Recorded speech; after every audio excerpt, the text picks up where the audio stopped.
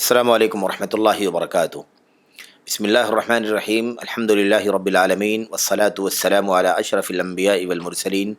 نبینا محمد وعلی آلہ واصحابہ اجمعین وبعد۔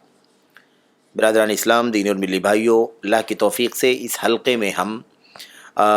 دوسرا قاعدہ پڑھنے جا رہے ہیں جو اللہ تبارک و تعالیٰ کے صفات سے متعلق قواعد ہیں۔ دوسری فصل کا یہ دوسرا قاعدہ ہے جو اللہ تبارک و تعالیٰ کے صفات سے متعلق ہے۔ دوسرا قاعدہ یہ ہے، ابن عثیمین رحمۃ اللہ علیہ فرماتے ہیں، کہتے ہیں کہ صفات کا جو باب ہے، صفات کا جو چیپٹر ہے، یہ اسماء کے باب سے بہت زیادہ کشادہ ہے۔ باب الصفات اوسع من باب الاسماء، صفات کا باب اسماء کے باب سے زیادہ کشادہ ہے، یعنی ناموں کا جو باب ہے وہ اتنا کشادہ نہیں ہے، صفات کا باب اس سے کہیں زیادہ کشادہ ہے، اور یہ بہت ہی زیادہ واضح بھی ہے، بہت زیادہ معقول بھی ہے۔ ظاہر سی بات ہے کہ ناموں سے اللہ تبارک و تعالیٰ کی صفتیں نکلتی ہیں، اس لیے اللہ تبارک و تعالیٰ ناموں کے ذریعے سے اللہ تعالیٰ کی صفت نکلتی ہے، کہ صفت پر دلالت کرتا ہے، حکم پر دلالت کرتا ہے، اس لیے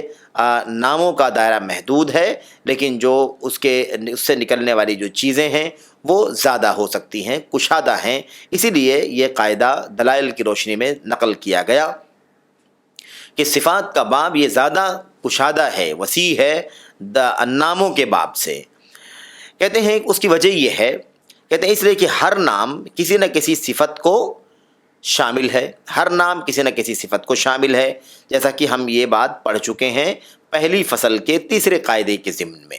پہلی فصل کے یعنی اسماء اللہ تبارک و تعالیٰ کے اسماء حسنہ سے متعلقہ جو قواعد کی فصل ہے، اس کے تیسرے قاعدے کے ضمن میں ہم یہ بات پڑھ چکے ہیں کہ اللہ تبارک و تعالیٰ کا جو نام ہے، ہر نام کسی نہ کسی صفت پر دلالت کرتا ہے،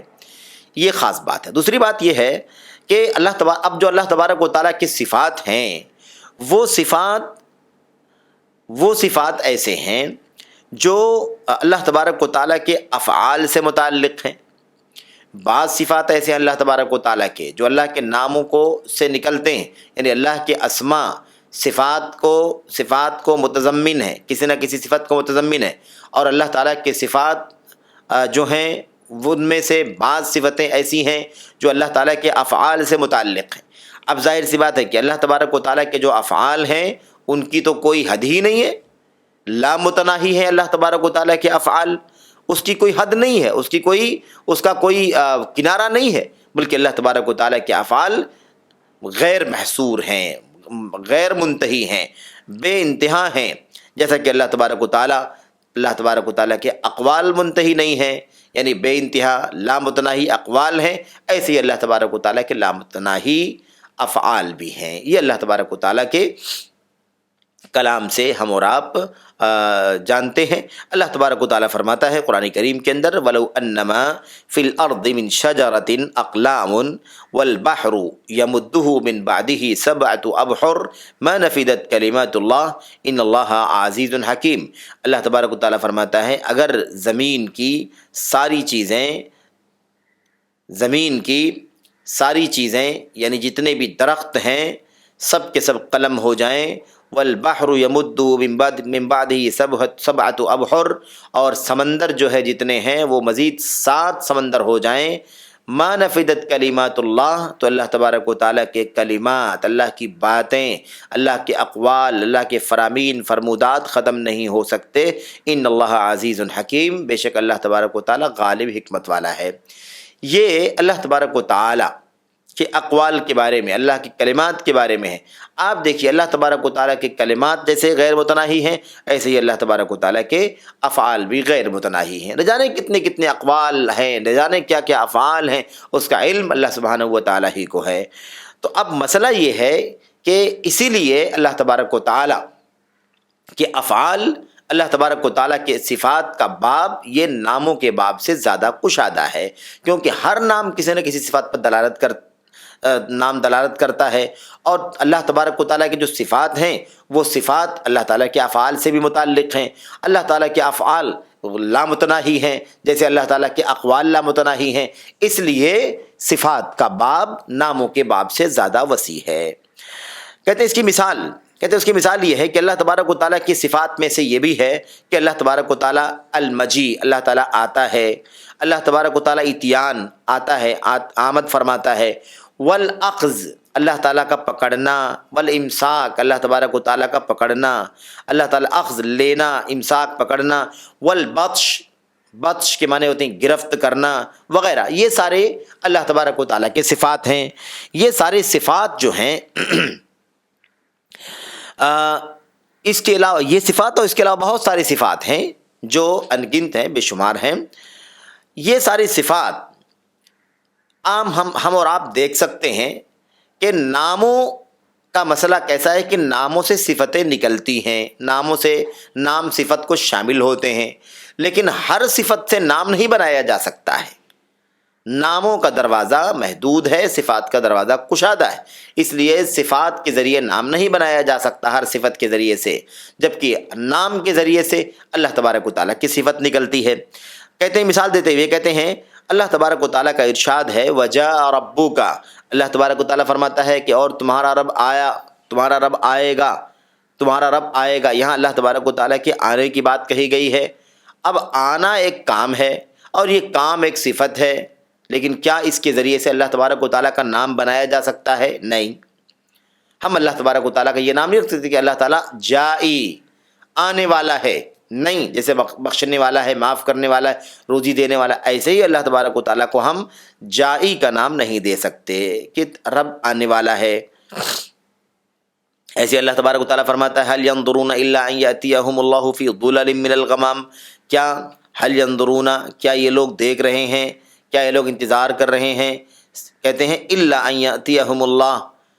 اسی بات کا کہ اللہ تبارک و تعالیٰ ان کے پاس آ جائے بدلیوں کے سائے میں، کیا اسی بات کا انتظار کر رہے ہیں؟ وقال، ایسے اللہ تبارک و تعالیٰ کا ارشاد ہے فاخذهم الله بذنوبهم، اللہ تبارک و تعالیٰ نے انہیں ان کے گناہوں کے سبب پکڑ لیا۔ ایسے اللہ نے فرمایا وَيُمْسِكُ اللَّهُ وَيُمْسِكُ السَّمَاءَ أَن تَقَعَ عَلَى الْأَرْضِ إِلَّا بِإِذْنِهِ، اور اللہ تبارک و تعالیٰ نے آسمان کو پکڑ رکھا ہے کہ وہ زمین پر گرے سوائے اللہ کے حکم کے، یہ اللہ کے حکم سے، اللہ کے حکم کے بغیر یہ آسمان زمین پر گر نہیں سکتا۔ ایسے اللہ فرماتا ہے اِنَّ بَطْشَ رَبِّكَ لَشَدِيدٌ، تو یقیناً تمہارے رب کی پکڑ بہت سخت ہے، یہ پکڑنا۔ ایسے ہی اللہ تعالیٰ فرماتا ہے یرید اللہ بکم اليسر ولا یرید بکم العسر، اللہ تبارک و تعالیٰ چاہتا ہے تمہارے ساتھ نرمی کرنا، اللہ تبارک تمہارے ساتھ مشکل نہیں کرنا چاہتا۔ ایسے اللہ کے نبی علیہ الصلوۃ والسلام کی حدیثوں میں بھی بہت سارے افعال والی صفات آئے ہوئے ہیں، ينزل ربنا الى السماء الدنیا، اللہ ہمارا رب سبحانہ و تعالیٰ آسمان دنیا پر اترتا ہے، ہمارا رب سبحانہ و تعالیٰ آسمان دنیا پر اترتا ہے۔ اب آپ دیکھیں کتنے سارے افعالی فعلی صفات ہیں، یہ وہ صفات ہیں یہ اللہ تبارک و تعالیٰ کے وہ افعال ہیں جن سے صفتیں نکلتی ہیں، لیکن غور کرنے کی بات یہ ہے کہ ہم جیسے یہ الفاظ اللہ کے ساتھ استعمال ہوئے ہیں اسی طرح ہم استعمال کریں گے، اللہ کو اسی طرح سے ان صفات سے متصف کریں گے جس طرح سے یہ صفات اللہ تبارک و تعالیٰ کے بارے میں کتاب اللہ میں، اللہ کے نبی کی سنت میں آئے ہوئے ہیں۔ اللہ تبارک و تعالیٰ کو ہم وہی نام دیں گے جو نام اللہ نے اپنا دیا ہے، ان کے ذریعے سے اللہ کا نام نہیں بنا کر کے اللہ کو دیں گے، یعنی ان کے ذریعے سے اللہ تبارک و تعالیٰ کو موسوم نہیں کریں گے۔ ہم یہ نہیں کہیں گے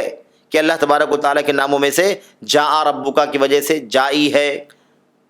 یاتی جو ہے اللہ تبارک و تعالیٰ نے فرمایا ان یاتیہم اللہ، یاتی کی وجہ سے اللہ تبارک و تعالیٰ کا نام آتی ہے۔ ایسے ہی